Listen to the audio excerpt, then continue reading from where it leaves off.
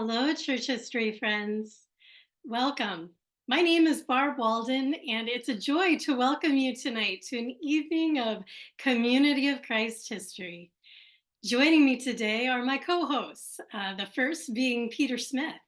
Peter is a board member for the Community of Christ Historic Sites Foundation.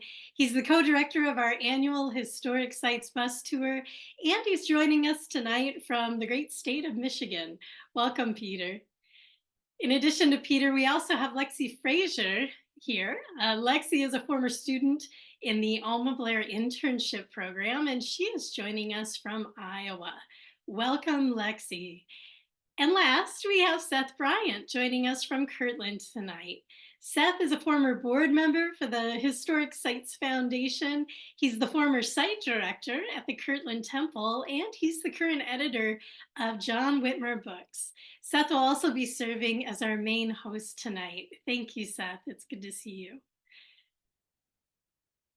If you are looking for summer plans, my friends, I have an opportunity for you. This is a summer with church history.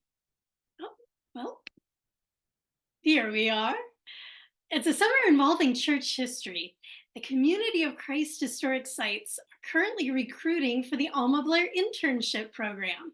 It includes one position that's available at the Temple in the Community of Christ Library and Archives in Independence, and two additional internship positions are open at Joseph Smith III's Liberty Hall in Lamoni, Iowa. For any additional details, and if you're interested about these great church history opportunities, I encourage you to talk to Lachlan Mackay. You can see his email address there on the screen.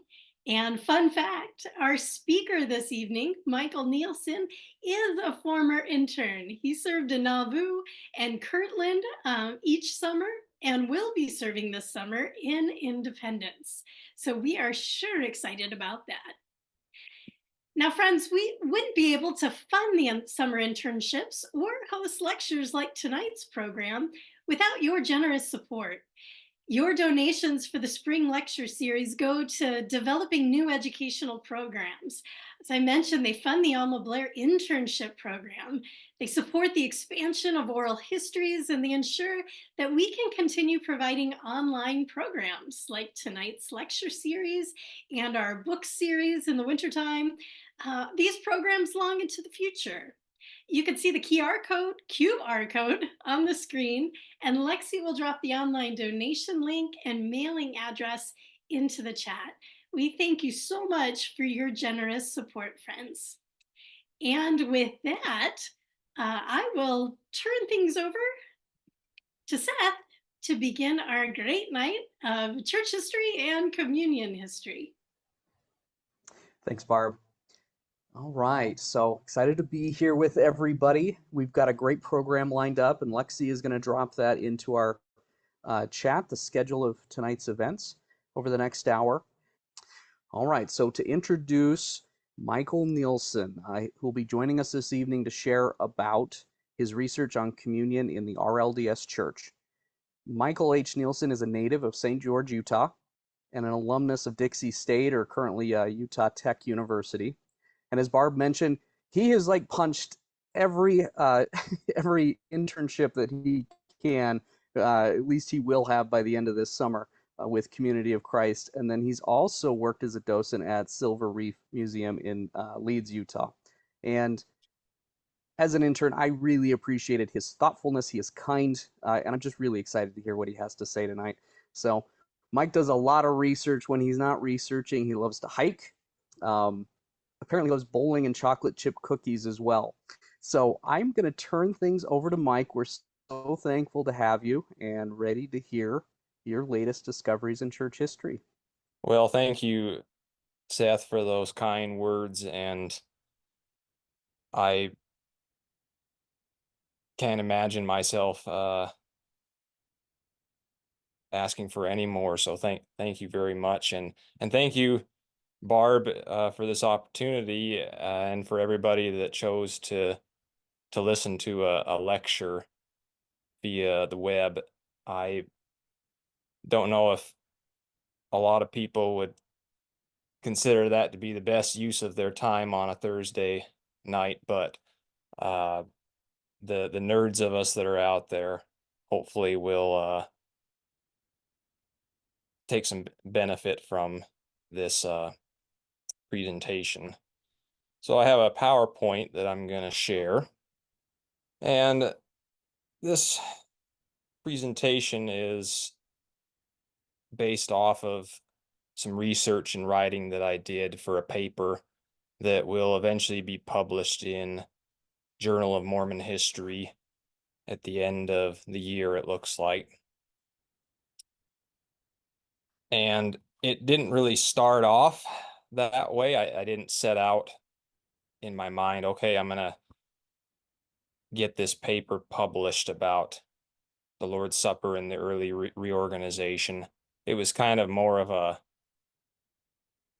initially something to just satisfy my own intellectual curiosity.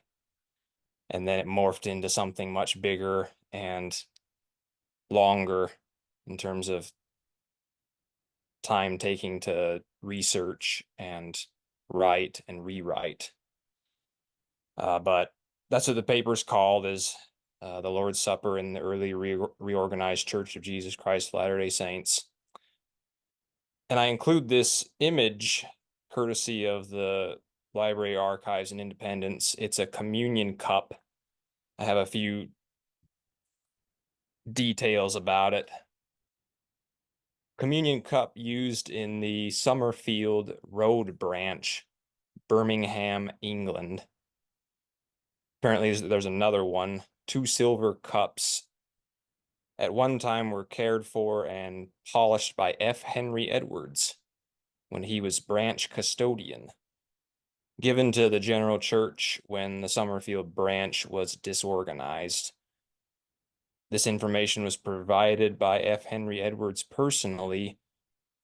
I don't have any information about when it was used. My guess is early 20th century, but it's just a guess.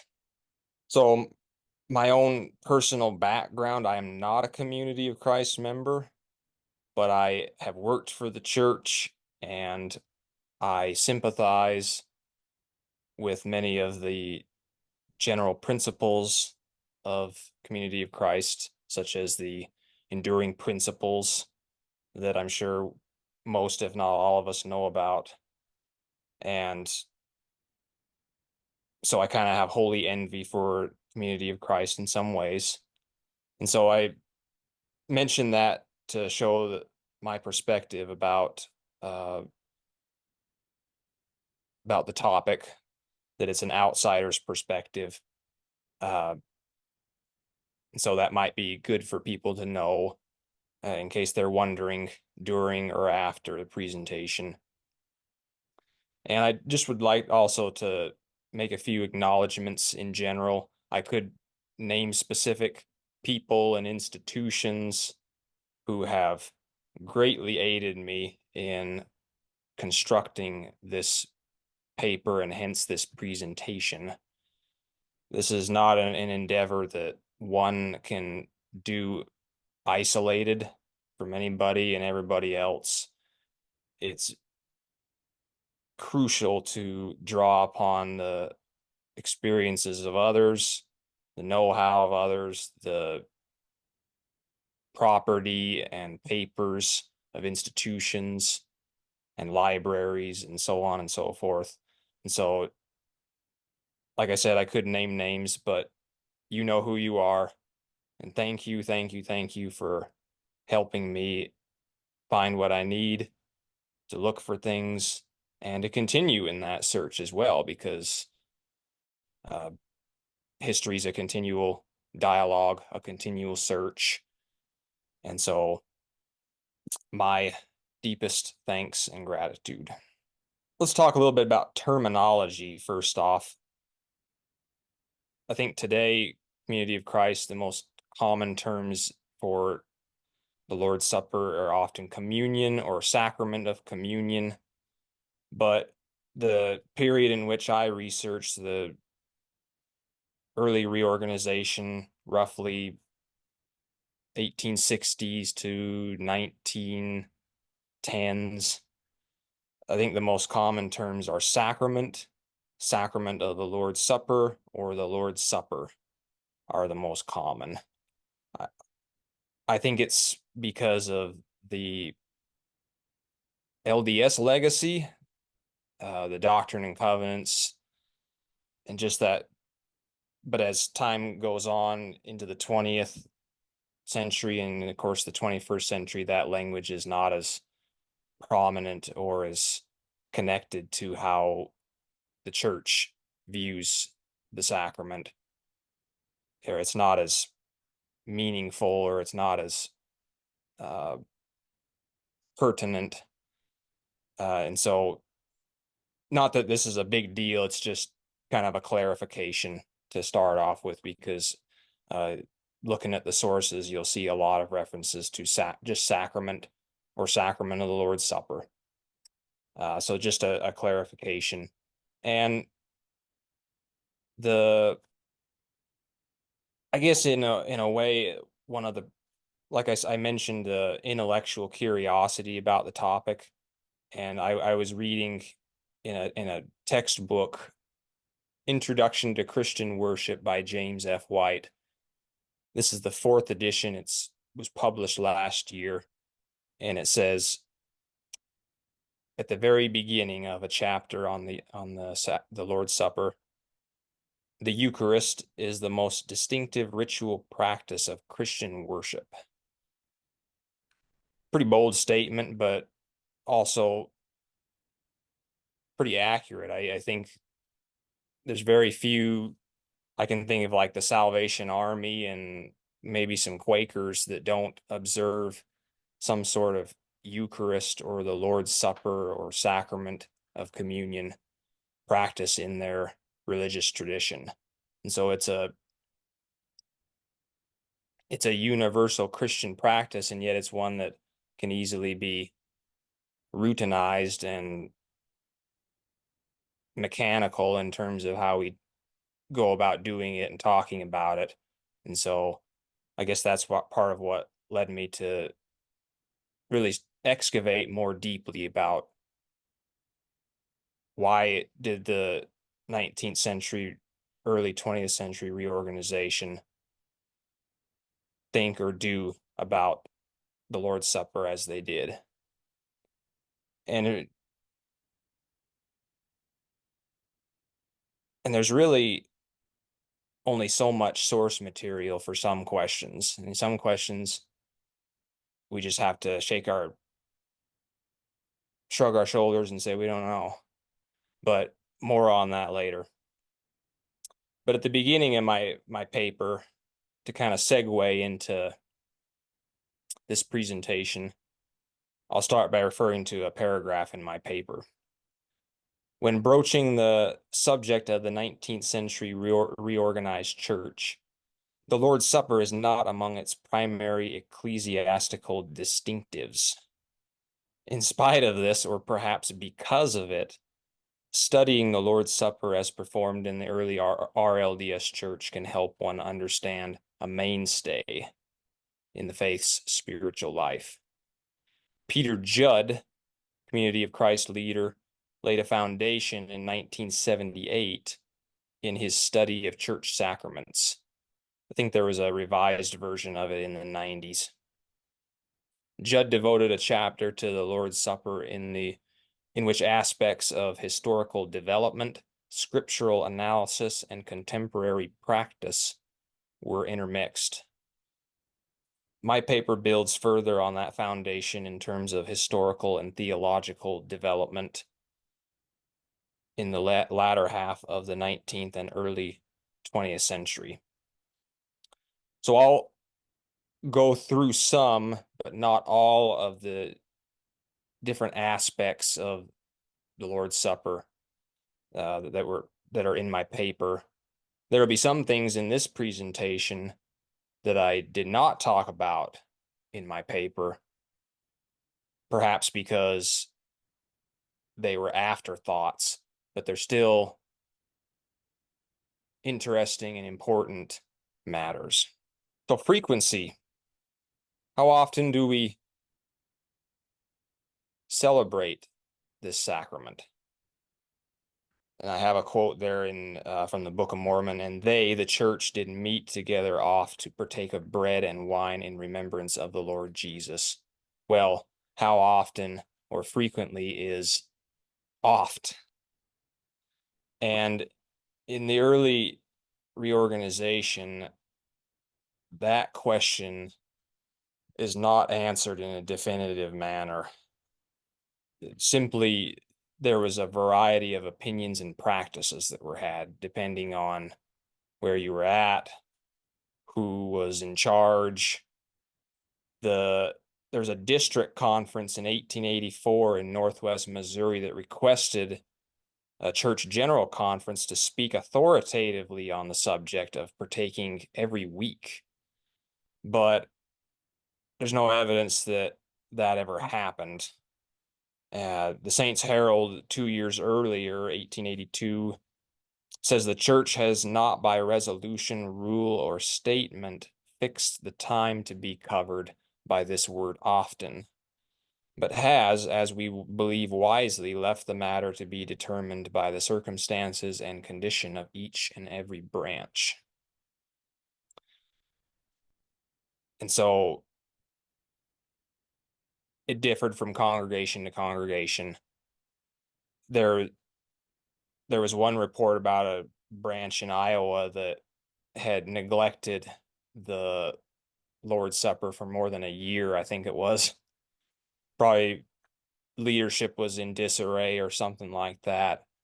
But as that last bullet point mentions, any less than once a month, I think, was deemed as unacceptable. It had to be done at least once a month for the church to have some sort of benefit or meaning from the sacrament of the Lord's Supper.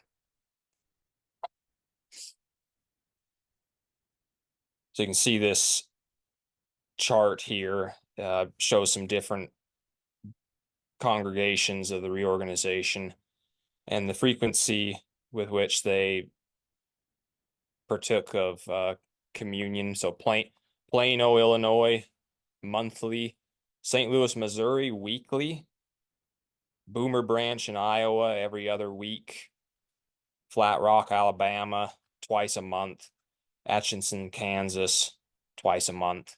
Of course, business meetings of these branches could decide that, oh, we're taking it monthly, but let's do it every other week. So it could change just depending on circumstances or leadership, who is in leadership, or whether they had enough wine or not. And that picture there, I didn't mean for that to be hurtful to anybody. I forgot to change that Kirtland Temple picture there before the March 5th announcement, but it's a stunning picture, and I wanted to include it, and I did, and just forgot to change it after March 5th. But the building's still there, and still can be used by Community of Christ, of course. Now, kneeling in administering the Lord's Supper. This is a topic that was touched on by Jonathan Stapley and David Grua in the John Whitmer Journal about a year ago. And they say in there that the prevailing posture in the early reorganized church is unknown. Moroni 4, and they, the elder or priest, the officiator, did kneel down with the church and pray to the Father in the name of Christ, saying, and then repeating the prayer of consecration. I think the key word there is prevailing. I'm sure that the officiators, if not the congregation, knelt when the sacramental emblems are being blessed. But How pervasive that practice was, we don't know. It's not a detail that people are inclined to write about in church periodicals or record in their diaries. So we don't know. At least several sources, a private letter, Herald articles, emphasize that church members or congregants were to kneel. One example in the Saints' Herald: preparatory to blessing the bread, the congregation should be in a sitting posture, but in blessing the elements, the bread and wine, all should kneel. A description of the Plano branch in 1879 indicated all knelt during the blessings, the officiators and the congregation. Now, I don't have this discussion of this specific aspect in my paper. David Grua and Jonathan Stapley do, but I mention it because this is a custom that is still seen in Community of Christ today, at least what I've seen. I don't know if it's pervasive throughout the whole church, but it's just interesting to me coming from a Latter-day Saint perspective in Utah, because you don't see that in Latter-day Saint practice. It may have happened a long time ago, late 1800s, maybe early 1900s, but it dies out after that. So that's why I mention it in here.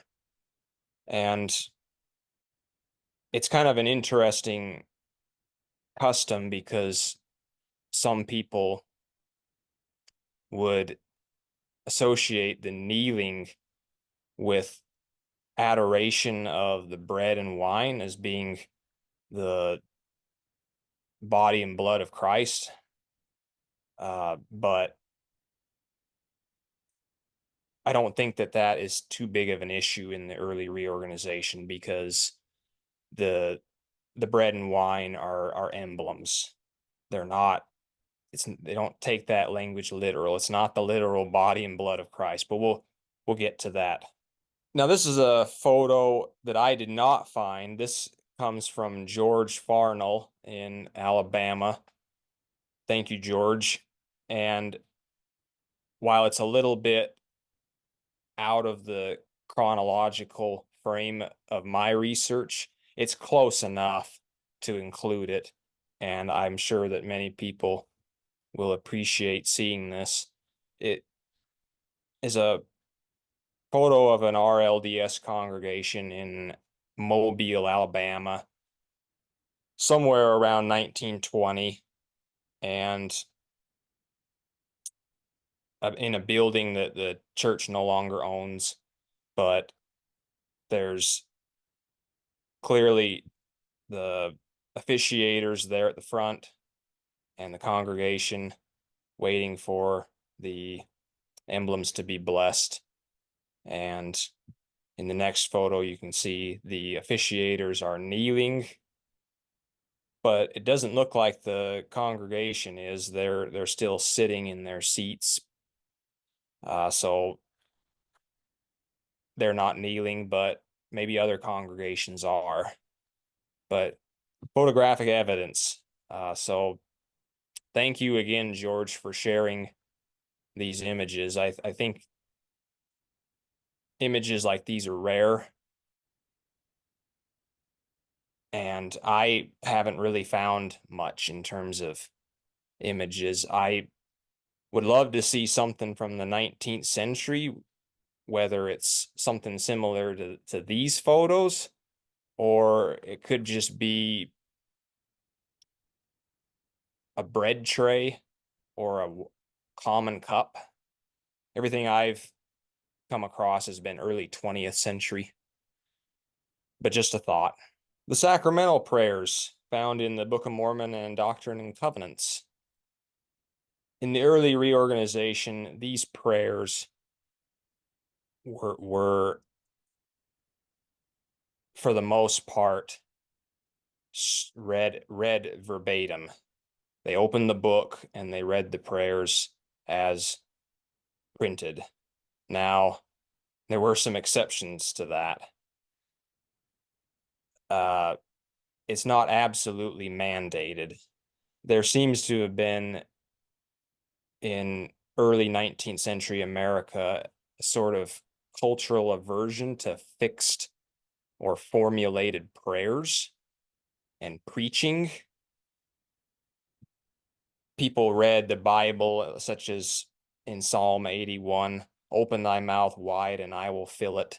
They took that literally, and they thought that that the Holy Spirit would put words into their mouths and they would be inspired to speak or preach or pray. Saints Herald said circumstances may palliate the use of other prayers than the prayers that are written in the Book of Mormon and Doctrine and Covenants, similar in substance but differing in words. So not something that's just right off the top of your head, but something that kind of models off of what the written texts say, but also extemporizes based off of those prayers. And you can kind of you can see an analogy of that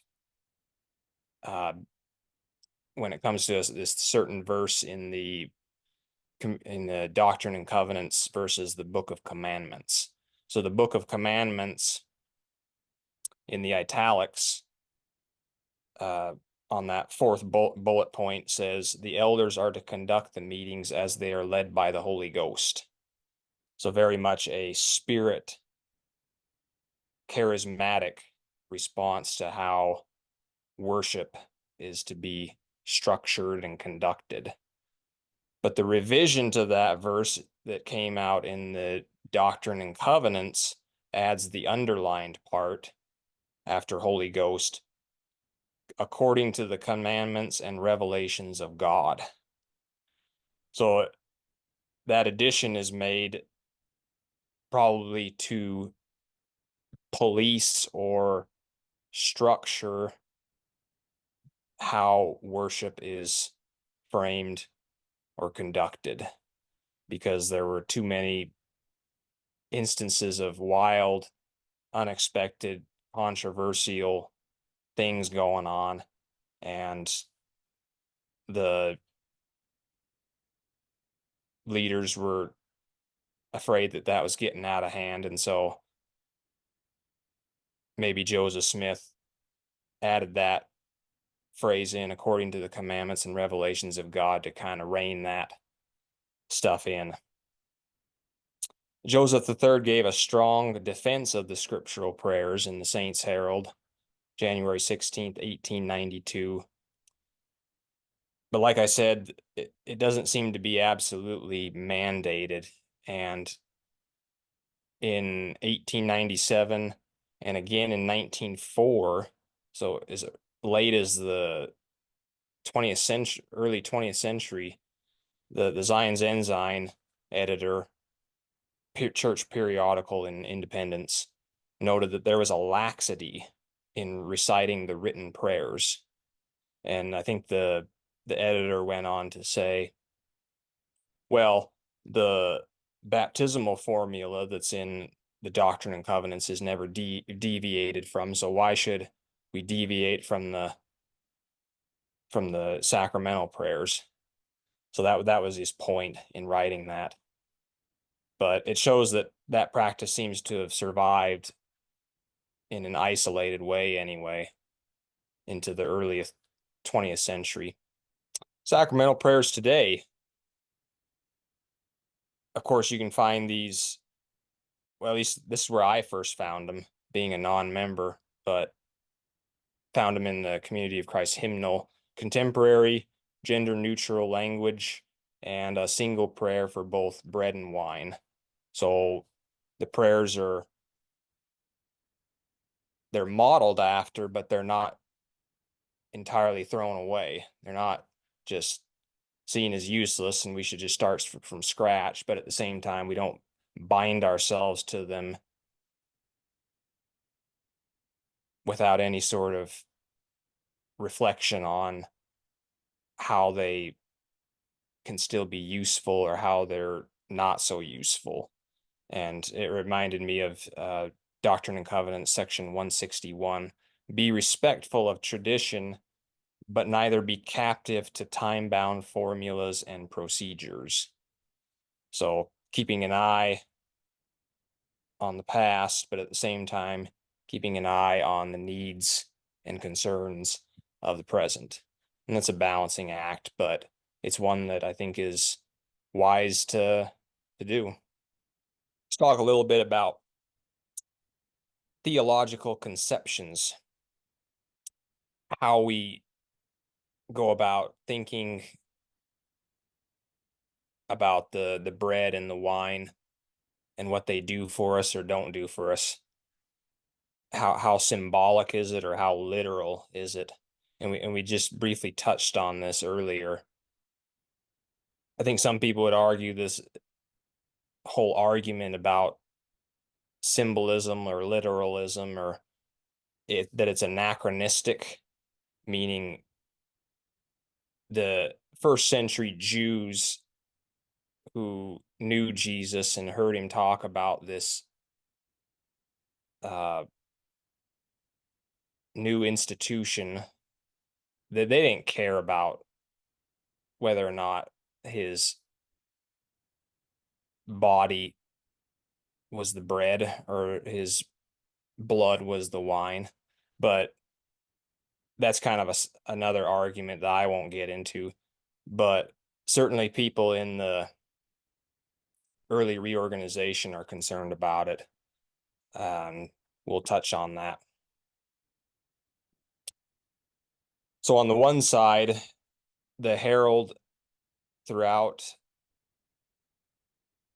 so many references throughout the herald consistently employed the language of bread and wine being emblems of the body and blood of Christ, with not much room for ambiguity. In other words, we're not Catholics. We don't believe in transubstantiation. These are just emblems, and scriptural evidence of that seems to be in 3rd Nephi. This shall ye do in remembrance of my body. You shall do it in remembrance of my blood.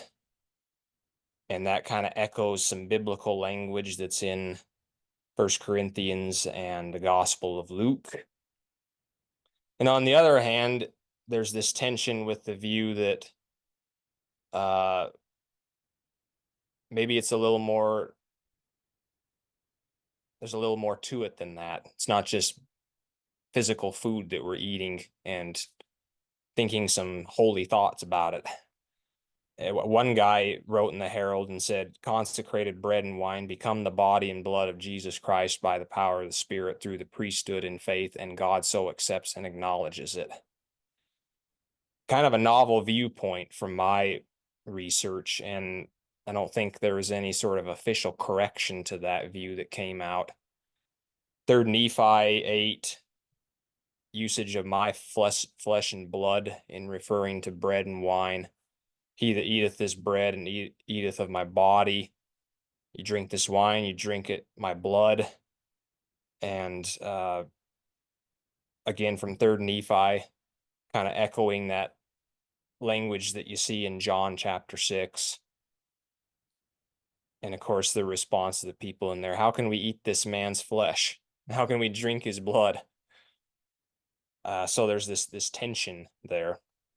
I think the early reorganization can be likened, their theological conceptions in this aspect, to probably a similar weight of Methodists at the time. The Wesleyans or the Methodists are generally opposed to Lutheran explanations as well as Roman Catholic accounts of how the Lord's Supper is explained. At the same time, they remain steadfastly opposed to doctrinal proposals that would reduce the reality down to some sort of stimulant for Christian memories. In other words, it's not just bread and wine or bread and grape juice that provide sustenance to our physical bodies. Instead, much Wesleyan theology explicitly follows Calvin and the mainstream Reformed tradition in understanding that Christ is spiritually present in the bread and wine. So in kind of this mysterious, unfathomable, unexplainable way, somehow Christ is present with us in a spiritual sort of. We'll see a quote from Fred M. Smith about that. So the phraseology and language of biblical and restoration scripture framed how communion was described and explained in the early reorganization. Communion was more theologically conservative than bare physical nourishment, so not just symbolic and nothing more, but moderated views of supernatural transformation of the elements. Again, we're not Catholics. Fred M. Smith, it may be well within the design of divinity that this ceremony, the Lord's Supper, shall still remain one of the mysteries of godliness. And he said that because he made the observation that there's not really, in the totality of the scriptural canon, there's not really that much that's said about the Lord's Supper, and that there's a lot of unanswered questions about how it is a grace for the saints. And it kind of reminded me of section 162 in the Doctrine and Covenants. It is not the form of the sacrament that dispenses grace, but it is the divine presence that gives life. In other words, it's not that we should follow A and B so that we can get to C, or that we should do things a particular way and that will lead to divine grace being bestowed upon us. It's more that God is working in us and through us. He's doing the first step to dispense grace and life, and that little things like formulas and structures they're a means to an end, but they're not the end in and of itself. Unworthiness, what did it mean? Or worthiness, what did it mean in the early reorganization? And I put backstory to that because this is another one of those aspects that I did not talk about in my paper, but I was asked a question about it in a certain setting, and it made me want to do some more research about this particular subject, and so I'll touch on it. And I put that reference to 3rd Nephi 8. I think it's Jesus just talking about you should not eat of my flesh or drink of my blood in an unworthy manner, or you should forbid those that are unworthy. A district conference in Iowa decided persons who admitted to neglecting family and individual prayer and showed no desire for reform were unworthy of partaking of the sacramental emblems. I don't know how you enforce that, but at least that evidence from the Saints Herald in 1872 shows that at least they're talking about it. Offending another person, refusing to restore and reconcile while continuing to partake of the supper, that is seen as a no-no. Worthy, meaning having the glory of God, peace and goodwill to all, not war and malice, envy or hate in our hearts. That's one interpretation given of what it means to be worthy, what it means to be unworthy, perhaps. Pettiness, doubts, rebukes, fault finding, or harshness of tongue. Isaac Sheen made some remarks in defense of the instructions of the Savior in the following extract, and then he quotes from the Book of Mormon passage, but no further explanation. So again, it's just another evidence that at least some people are talking about this subject. But that last paragraph kind of maybe gives a conclusion to it all. Our experience in the matter is that very few really guilty ever attempt to eat the bread and drink the wine, and many really innocent sometimes refrain lest they may possibly incur the penalty for partaking unworthily. So, in other words, don't worry about it too much. It's safer and better to just partake. Again, it's one of those issues that there's probably not a whole lot of documentation about it, but at least those things that I listed give us a clue about what they're talking about at the time. Drinking vessels. So people are using a common cup. They're passing around a common cup. I personally would probably be one of those people to show up to church nice and early and get at the front row so that I'm one of the first to partake out of that common cup, because if you're in the back and you are one of the last ones to drink out of it, I can't imagine what might be the smell and looks of it.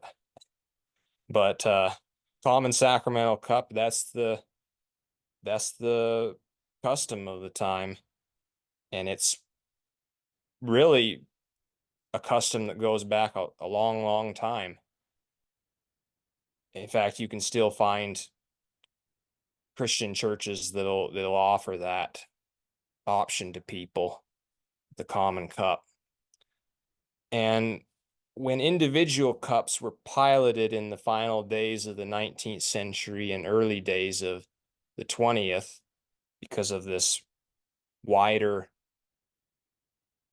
dissemination of knowledge about germ theory and how diseases are transmitted, when these individual cups are piloted, it causes some divisive discussion among reorganized saints.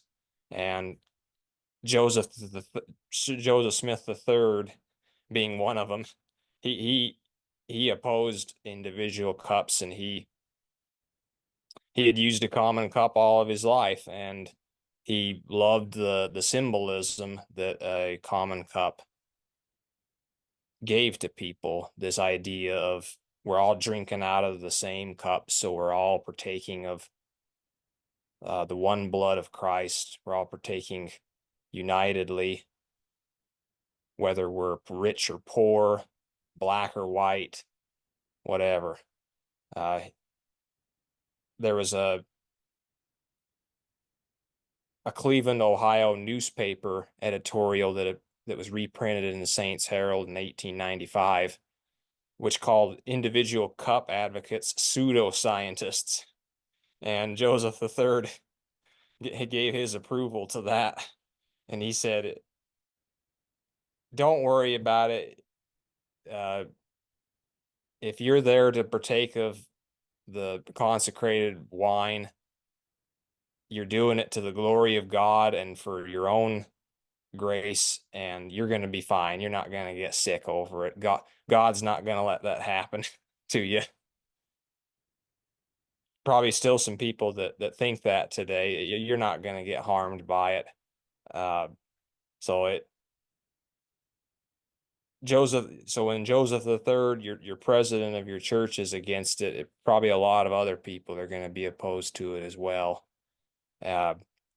There was a first presidency letter in 1906 that was sent to a member in Rhode Island about the question of individual cups, and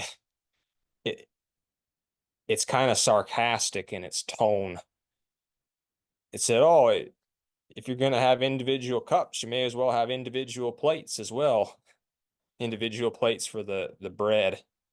And it went on to say that only rich congregations and fashionable churches use individual cups. and and then I think at the end of the letter, Joseph III or whoever was dictating it said, "Oh, the Lamoni congregation is this big, and the St. Louis congregation is this big, and what a spectacle it would be with individual cups." So very much disapproval of them. And there were some people in the reorganization that apparently ceased their participation because of the issue. That, well, you're not going to serve a common cup anymore. And I've had enough. Now, I didn't find any specific examples of that, although I did find a reference in 1918, Albert A. Smith kind of gave a passing mention to an elder. He didn't say who he was. He just said he was well known. And since individual cups had been introduced, this elder had abstained from the Lord's Supper, I guess as a way of showing his disapproval. So a very divisive topic. The April 1912 General Conference adopted a joint resolution of the presidency and the 12, which moderately left the matter of using common or individual cups in the sacramental service up to each branch.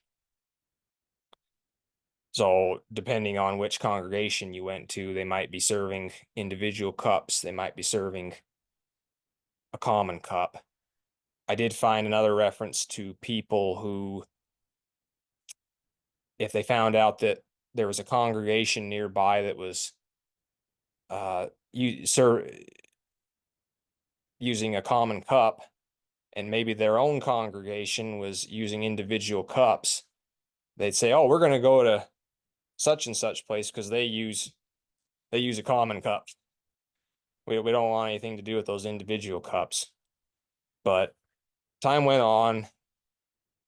This discourse about the topic continued, and from 1914 to 1917, various congregations adopted individual cups, such as a mission conference held April 1914 on Kakura Island in the South Pacific featured a communion service that piloted individual cups. Priesthood members had unanimously voted the day before to eliminate the common cup because it was recommended by a government official, and for them it did not make any difference which way the sacrament was served. The customary coconut water was blessed, served, and the ceremony received by all with apparent satisfaction, and not one complained. The Honolulu, Hawaii branch voted unanimously to use individual cups on the last day of January 1915. Later that year, October 3rd, marked the beginning of individual cups in the Lamoni area, and it produced complete satisfaction with no regrets. The little RLDS branch in Cleveland, Ohio, followed suit with its first individual cup communion service during Easter 1917, and Fort Madison, Iowa, around the same time. Church culture and societal views had shifted enough that by 1927, an RLDS bishop implicitly likened those who advocated for drinking wine out of a common cup to the Pharisees and Sadducees. Kind of interesting. And of course, the 1918 flu epidemic probably hastened the demise of the common cup. Although, like I said, it's still something that can be found even today. And back in early 20th century, especially in rural areas, the common cup is still used. Wine or water, or I should have also added grape juice. Now, in the early reorganization, wine or grape juice was by far the most preferred drink for sacramental use. There was one fellow, I think his name was Robert Catlin, a farmer in Kansas. He wrote to the Saints Herald in 1877, and he said, "I can't take water in the sacrament with a good conscience." And so that shows you that there's this deep aversion to anything other than wine, especially since these people were scriptural literalists. And so they read the Book of Mormon and the Doctrine and Covenants where it says wine, bread and wine. Well, it's got to be wine, doesn't it? Now, there was quite a bit of discussion about whether that wine should be fermented or not. And in parentheses there, I have the Forscutt-Stebbins incident in 1871. So this incident happened in November 1871, but about a month before that, in Plano, Illinois, Mark Forscutt, missionary, recorded in his diary that Abraham Hendrickson,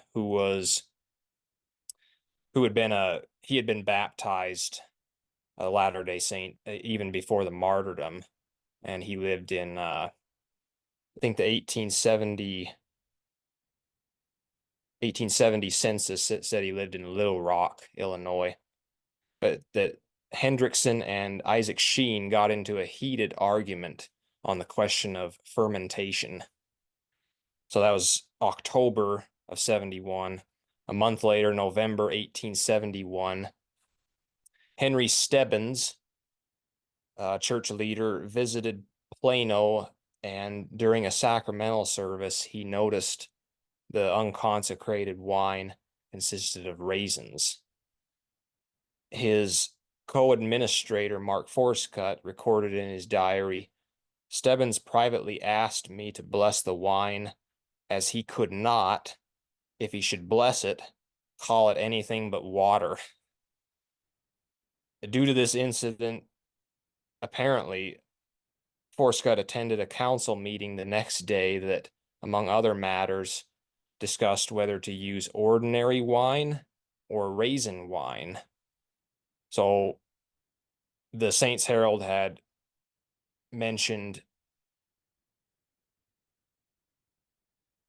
using expressed raisins as a kind of a substitute for fermented wine. But they have this discussion in a council meeting about whether it should be fermented or not, ordinary wine or raisin wine. And Joseph III and Hendrickson favored ordinary wine, but Isaac Sheen and another fellow named Robert Warnock, they voted for raisin wine. So a lot of discussion about that topic went on in private meetings like that, or in the church periodicals. 1877, the Herald printed a paragraph length process whereby wine was made for sacramental and medicinal purposes by the Plano, Illinois congregation. I think grape juice is probably started as early as the 1890s, maybe. but not very isolated use of it. Wine is definitely a regular thing that's being used into the early 20th century. In the midst of a national temperance movement, a general conference resolution dated April 9th, 1913 recommended the cup contain water or unfermented wine. So again, the early 20th century is kind of this transition period for grape juice being substituted, and a greater social consciousness about drunkenness and the inappropriateness of that, and that grape juice should be a fine substitute for that. In conclusion, the Reorganized Church of Jesus Christ of Latter-day Saints during the long and successful leadership of Joseph III dealt with the doctrine and practice of the Lord's Supper in a way that demonstrated a commitment to religious moderation without rigidity. The reorganization continually worked through different understandings of the Lord's Supper by keeping the peace through consensus without shattering broad unity. Leniency was needed for a free-thinking membership suspicious of pronouncements intended on terminating dialogue. Thank you again for this opportunity. I hope that that was helpful, and I look forward to trying to answer some of your questions. Well, thank you so much, Michael. That was just really interesting and fascinating. And I just sat here enjoying every word you shared with us tonight. As you know, every month we take communion, and don't stop to think about how the traditions, where they came from or where they didn't come from, and how many things we consider to be this is how it's always been done, to find out in fact there was a little more fluidity to all of it. It was very much appreciated. I wanted to share a request of Michael's with all of you. If you have historic photos of communion services taking place, he would love to receive them from reunions, worship services, stake conferences, and I think you get the idea. And you can email scans of them to bwalden@historicsitesfoundation.org. That's Barb's email address, and Barb will share them with Mike. And maybe when we get a moment, we can share Barb's email address in the chat as well. And with that, now we'll bring our evening program to a close. Thank you, Mike. Thank you so much for sharing your research with us tonight.